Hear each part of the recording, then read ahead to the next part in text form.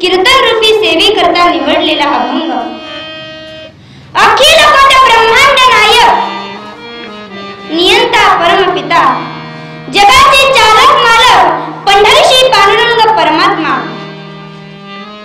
त्याचे लढीवाळ असे भक्त असणारे छत्रपती शिवाजी महाराज यांचे धर्मगुरु जगद्गुरु तुकोबराय आणि जगद्गुरु तुकोबरायांचा आज आपण भक्तिपर प्रकरणातील अभंग सेवे करता निवडलेला आहे. विठ्ठल विठ्ठल विठ्ठल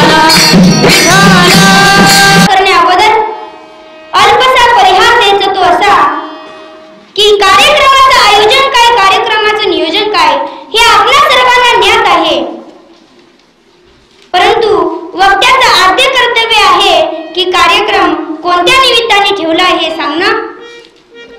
तर परमपूज्य गुरुवर्य दत्तात्रेयजी महाराज सुद्रीक पाटील व तसेच संत चरणराज रामायणाचार्य रवींद्रनाथजी महाराज सुद्रीक पाटील व तसेच साईदास बाबा यांनी माझे कीर्तन ठेवले हे मी माझे परम भाग्य समजते. गुरुवर्यांच्या चरणावरती आणि तुम्हा सर्व सज्जन श्रोत्यांच्या चरणावरती नतमस्तक होते आणि माझ्या कीर्तन रूपी सेवेला सुरुवात करते. विठ्ठल भक्तिपर प्रकरणातील आहे.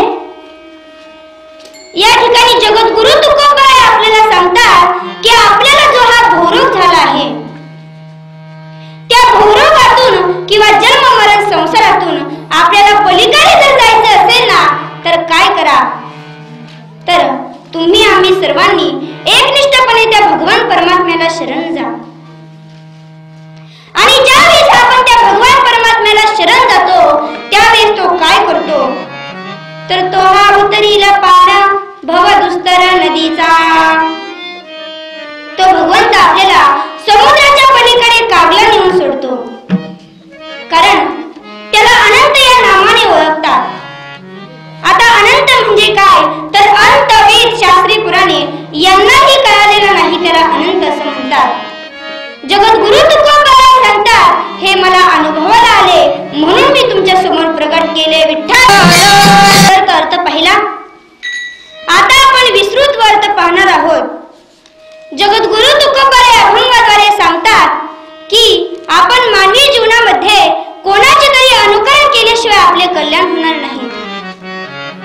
कारण प्रत्येकालाच वाटते की आपल्याला सुख मिळावे, दुःख आपल्यापासून दूर राहावे. परंतु सज्जनाहो, आपल्या अंतःकरणाची जर सात्विक वृत्ती असेल, अंतःकरणामध्ये जर कोणाचा विकार नसेल तर आपल्याला सुख मिळल्याशिवाय राहत नाही. आपण भक्ती कशी करतो, तर आपण दैत्य भक्ती करतो आणि अद्वैत भक्तीशिवाय आपल्याला सुख प्राप्त होऊ शकत नाही. पुष्कळात पुराण देवाने वर्णन केले आहे. 33 कोटी देवांचा मुंडा अष्टकी भैरव रे.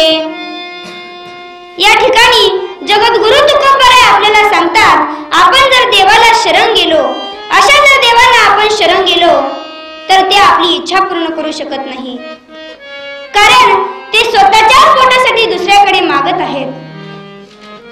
सेंदेरी हेंदेरी दैवते आकुले पिडा भूतके थे, आकुल्या पोटा जिरडते मागती शिते उदान.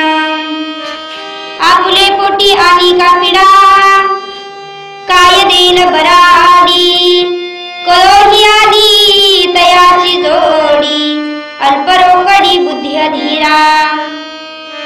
उदाहरण द्यायचं झालं, पूर्वीच्या काळी एक मनुष्य दररोज देवीची उपासना करायचा, भक्ती करायचा. देवीच्या मंदिरामध्ये झाडून घेणे, पूजा करणे, नैवेद्य दाखवणे असा त्याचा रोजचा नियम चालू होता. एके दिवशी देवी मातेला प्रसन्न झाली आणि देवी मातेने त्याला विचारले, भक्ता तुला काय पाहिजे ते माग.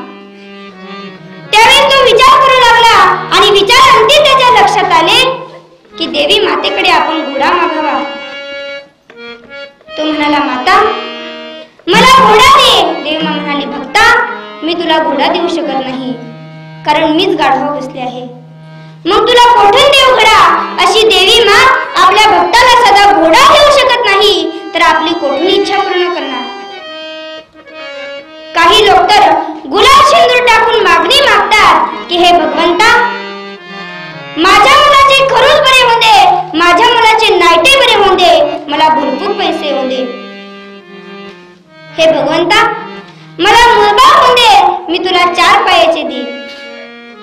परंतु ते भगवंताला नाही, ते ह्या भोक्यांना खायचं असतं. म्हणून इंद्रदेव तर स्वर्गाचे अधिपती आहेत. ज्ञानेश्वर महाराजांनी वर्णन केले आहे, जेथे अमरत्वे सिंहासन, ऐरावत सारिखे वाहन, राजधानी ही भुवन अमरावती. मन जगद्गुरु तुकोबाई आपल्याला सांगतात की तुम्ही भगवंताला शरण जा. जगद्गुरु तुकोबाई सांगतात असं नाही, तर 4 वेद, 6 शास्त्रे, 18 पुराणे हे सर्वजण आपल्याला भगवंताला शरण जाण्याचे सांगतात. वेदांत बोलिले, अर्थ तुकाची साधिले, विठोबाशी शरण जावे, निजनिष्ठ नाम घ्यावे. सकळ शास्त्रांचे विचार, अंती हाची निर्धार, 18 पुराणे सिद्धांत, तुका म्हणे हाची होत.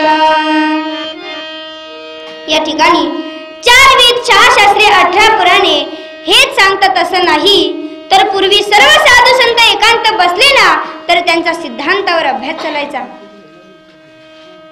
या ठिकाणी ज्ञानेश्वर महाराज सांगतात, बाबा रे, तुला माणूस देह प्राप्त झाला आहे ना, तर तू पवित्र अशी तुळशीची माळ घाल, ते देवाला आपलंस करून घे, नाहीतर तुझा जन्म वाया गेल्याशिवाय राहणार नाही.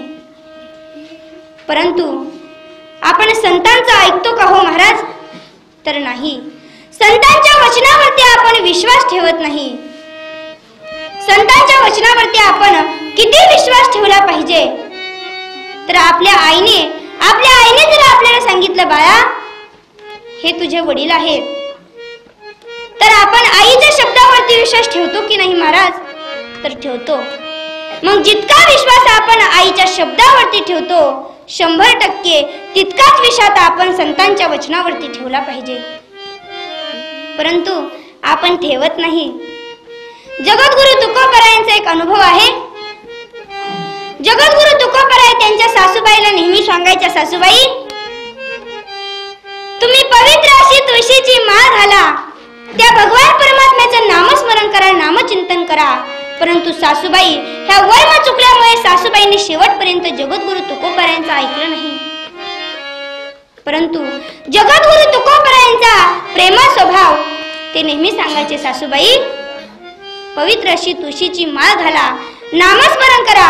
परंतु सासूबाई म्हणायचे, नाही जावाई, ते तुम्हाला जमतं ते तुम्हीच करा, असा विषय मायापुढे आणू नका. मग सासूबाई नंतर मरण पावल्या, आणि मरण पावल्याच्या नंतर सासूबाईला गाढवाचा जन्म मिळाला. एका अरण्यातून एक गाढव चरत येत आहे, आणि तुकोबाराय एका झाडाखाली तपश्चर्या करीत बसलेले आहेत. आता तुकोबारायांकडे भरपूर साठा असल्यामुळे तुकोबारायांना हे लगेच कळून आले की गाढव म्हटल्याच्या नंतर मागच्या जन्मातले माझ्या सासूबाईच. जगद्गुरु तुकोबाराय सांगू लागले, ओहो हो मामी बाई, वर्म चुकल्या तुम्ही, आता कशाची वेणी फानी, सदा पाठीवरी गोणी, आता कशाची पूर्ण पोरी, सदा उंगिरटे घोरी. त्यावेळी जगद्गुरु तुकोबाराय सासूबाईला सांगू लागले, सासूबाई मी तुम्हाला नेहमी सांगायचो, पवित्र अशी तुळशीची माळ घाला, भगवान परमात्म्याचं नामस्मरण करा, नामचिंतन करा. परंतु तुम्ही ते ऐकलं नाही, म्हणून तुम्हाला आज अशी दशा तुमची प्राप्त झालेली आहे. म्हणून आपण भगवान परमात्म्याचं नामस्मरण करायचं, नामचिंतन करायचं. अजून एक दृष्टांत सांगून जाईल. एका रस्त्यातून एक माणूस येत आहे, त्याला साधू भेटले, आणि ते साधू त्याला सांगू लागले, बाळा तू आई वडिलांची सेवा कर, भगवान परमात्म्याचं नामस्मरण कर. परंतु तो सांगू लागला, नाही महाराज, मी आई वडिलांची सेवा करत नाही. मग त्यावेळेस ते साधू सांगू लागले, अरे तुला जर आई वडिलांची सेवा करायची नसेल तर तू भगवंताची तरी सेवा कर. तो म्हणाला, नाही महाराज, त्या भगवंताचा आणि माझा 36चा आकडा आहे, म्हणून मी भगवंताची सेवा करणार नाही. कोणाचा महाराज? तर त्या भगवंताचा आणि माझा 36चा आकडा आहे. परंतु तो मनुष्य साधूला सांगू लागला, महाराज, तुम्ही माझी खूप वेळ घेतली. आता माझ्या आरतीचा टाइम झाला आहे. मला आरती घ्यायला जायचं आहे. आरतीची वेळ झाली आहे. मी आता घरी चाललो आहे. परंतु त्या महाराजांना असा प्रश्न पडला की हा आई वडिलांची सेवा करत नाही, भगवंताची सेवा करत नाही, मग आरती कोणाची करतो? त्यावेळेस तो मनुष्य घरी आला. साधू त्याच्या मागे मागे मागे मागे आले आणि एका खिडकीतून पाहिले. ह्या शहाण्याने आरतीचं एक ताट केलं आणि केल्याच्या नंतर त्याची बायको एका पलंगावरती म्हणजे खाटावरती मोकळे केस सोडून बसलेली होती. आरतीचं ताट घेतलं आणि आरती ओवाळू लागला. ओम जय पत्नी देवा, मैया जय पत्नी देवा, पत्नी बैठे पलंग पर, पति करे सेवा. ओम जय पत्नी देवा. जय देवी जय देवी जय माझी बायको, तू जे जे सांगशील ते मी ऐकू, असं म्हणू लागला आणि आरती करू लागला. मग पहा किती सहजपणे आपण देवाला विसरलो आहोत. तो काय म्हणतो? देवाचा आणि माझा 36चा आकडा आहे. त्या देवाचे आपल्यावरती अनंत कोटी उपकार आहेत, परंतु आपण ते उपकार विसरलेलो आहोत. संत महात्मे सांगतात, विसरलो जया थोर झाली हानी, पचतील खानी 84. जगद्गुरु तुकोबराय सांगतात, तुम्हाला जर वाटत असेल मोक्ष मिळावा, त्या परमानंदाची प्राप्ती व्हावी. आता मोक्ष म्हणजे काय? तर मोक्ष म्हणजे संसार रूपी बंधनाची निवृत्ती आणि परमानंदाची प्राप्ती, याला मोक्ष असं म्हटलं जातं. तो मोक्ष जर मिळावा असं वाटत असेल, सर्व पापातून मुक्तता व्हावी असं वाटत असेल, सुख मिळावं असं वाटत असेल, काय करा तर अभंगाचं प्रथम चरण